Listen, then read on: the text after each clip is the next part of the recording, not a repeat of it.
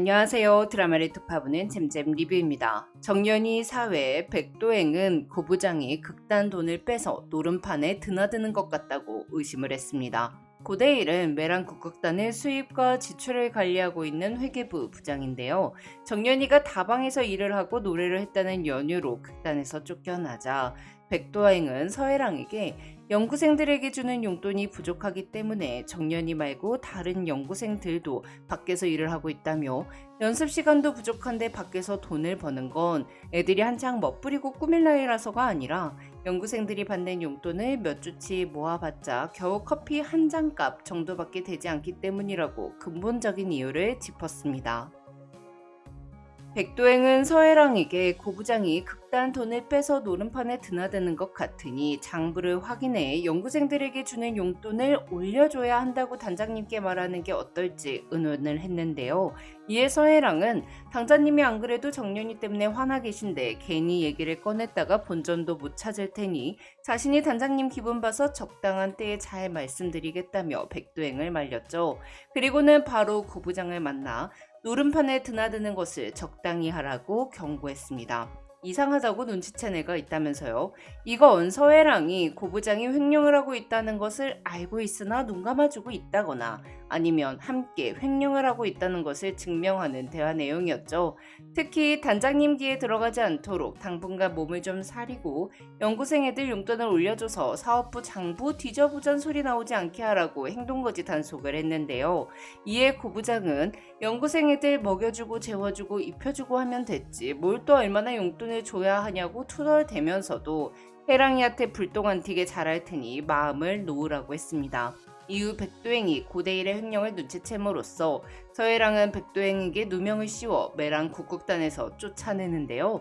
그런 문업경과 함께 최고의 인기 배우로 돈을 쓸어모으고 있는 해랑이 왜 고부장이라는 사람과 함께 횡령을 도모하고 있는지, 또한 고부장과 서해랑은 어떤 관계인지 톱파볼게요. 그럼 메랑 국극단이 만들어진 초창기부터 이야기를 시작해 보겠습니다. 강소복은 어려서부터 국창으로 불리던 임진에게서 소리를 배웠습니다. 나름 신동으로 불리며 소리에 자신이 있었던 소복은 어느 날 갑자기 나타난 공선의 천재성 앞에서 자신이 자꾸만 초라해짐을 느꼈는데요.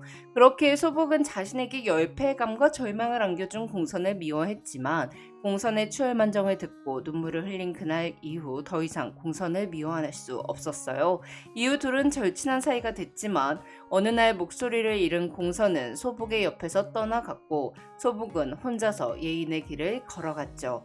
그리고 10여 년 전 여성 명창으로 이름을 날리고 있던 강소복은 국악원의 남성 중심적 문화에 반발해 여성 국악인들을 모아서 과감하게 메랑 국극단을 차렸습니다. 무슨 여자들끼리 창극을 하겠냐는 거냐 라는 이런 비웃음과 의구심을 뒤로하고 국극단을 만든 이유는 국악하는 사람은 여자가 더 많은데도 어느 단체도 여자한테는 자리를 내주지 않았기에 여자들이 발붙일 자리가 필요하다고 생각했기 때문이었어요. 강소복의 첫 예의는 기생이었던 문옥경이었습니다. 문옥경이 아편 중독이 돼서 아편구를 전전하며 헤매고 있을 때 평소 옥경의 재능을 눈여겨보던 소복이 국국이란 걸 해보지 않겠냐고 제의했고 옥경은 그 길로 아편을 끊고 국국에 매진하게 됐죠. 또한 옥경과 같은 기방에 있었던 서해랑은 옥경이 국극단에 들어가자 자신도 기방을 나와 국극단에 들어왔습니다. 옥경이처럼 국극을 간절하게 하고 싶어 했다거나 포부가 있지는 않았지만 옥경과 함께 한다는 게 해랑에게는 의미가 있었어요. 고대일 부장은 서해랑이 일하던 기생집의 건달이었는데요. 해랑은 극단에 들어오면서 기생집의 건달들을 데리고 와 사업부의 주요 자리에 앉혔습니다.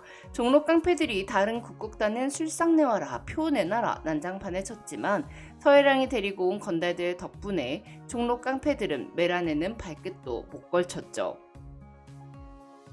이렇게 강소복은 서해랑을 믿게 되었어요. 강소복이 회계 쪽은 전혀 신경을 쓰지 않은 채 공연의 퀄리티에 집중하며 연구생들을 연습시키고 공연 일정을 소화하는 동안 고대일은 극단 돈을 횡령하기 시작했는데요.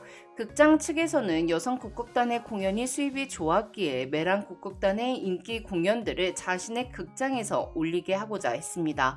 그래서 극장 측에서는 고대일에게 뒷돈을 주고 영업을 했죠. 극장 대여비도 당연히 받지 않았고요. 하지만 고부장은 오히려 극장 대여비를 지급했다고 허위사실을 기재하여 극단 돈을 횡령해 왔습니다. 그리고 서해랑은 고대일을 통해 돈을 빼돌려 비자금을 만들어서 과거 옥경이가 아편에 중독됐다는 사실이 신문에 대서특필되지 않도록 막아왔죠. 그렇기에 국극스타가 아편에 중독됐었다는 신문 기사가 나왔어도 옥경이의 이름만은 거론되지 않고 있었던 거였어요.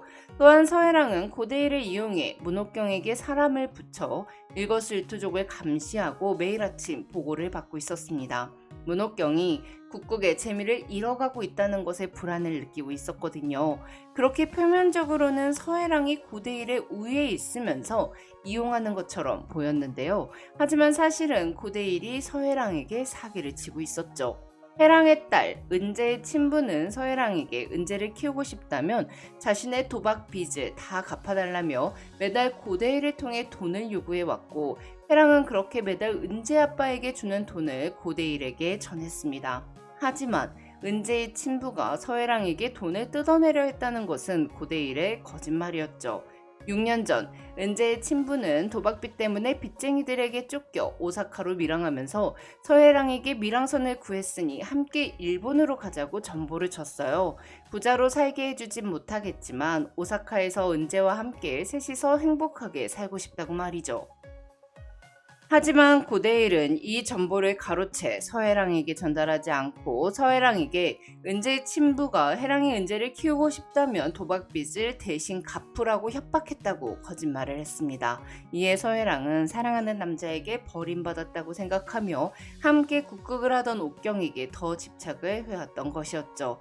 그렇게 고대일은 지난 6년 동안 서해랑에게 돈을 뜯어냈고, 밀항선을 구한 후 서해랑과 은재를 기다리던 은재 아빠는 아무리 기다려도 서해랑이 항구로 오지 않자 사랑하는 여자에게 버림받았다고 생각하고는 홀로 오사카로 떠나 할 수 있는 일은 다 하며 빚을 갚고 있었어요.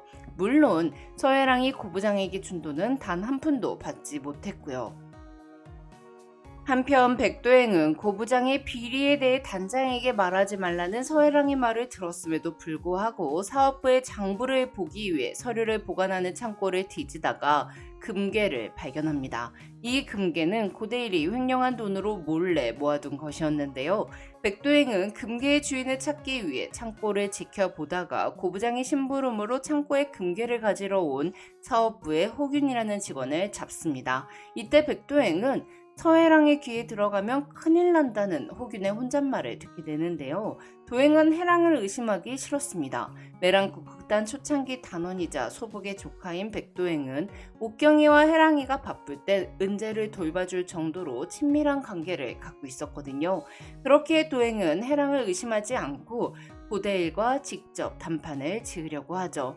하지만 도행이 고부장을 만나기로 하고 창고에 갔을 때 창고 안에는 강소복 팀장이 앉아 있었습니다.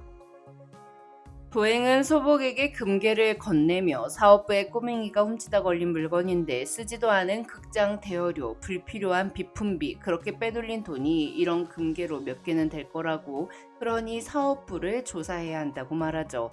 하지만 소복은 서해랑의 말만 믿고 도행이 금괴를 훔쳤다고 오해했습니다. 서해랑은 백도행이 정기공연 자명고 오디션에서 아무런 배역도 맡지 못하게 되자 불만을 가져서 극단 재물을 훔쳤고 그 사실을 고부장이 발견했다고 거짓말을 했거든요.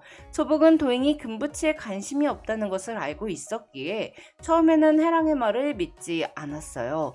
이에 서해랑은 다른 극단의 사람이 백도행에게 접근해 주연을 시켜주겠다고 약속을 한 것 같다며 도행이 빈손으로 갈 수 없어서 금괴를 훔친 것 같다는 거짓말을 보탭니다. 근데 백도행이 다른 극단 사람을 만난 것은 사실이었거든요. 물론 금괴를 훔치지도 않았고 매랑 국극단을 나갈 생각도 없었지만요. 하지만 사실과 거짓이 섞인 해랑의 거짓말에 소복은 속았습니다. 그렇게 소복은 도행이 자신의 뒤통수를 치려했다고 오해하고 도행을 극단에서 내쫓습니다. 물론 그 후반부에 해랑의 악행이 드러나고 소복의 오해가 풀리기는 하는데요. 그럼 전 다른 리뷰로 돌아올게요. 지금까지 잼잼 리뷰였습니다. 감사합니다.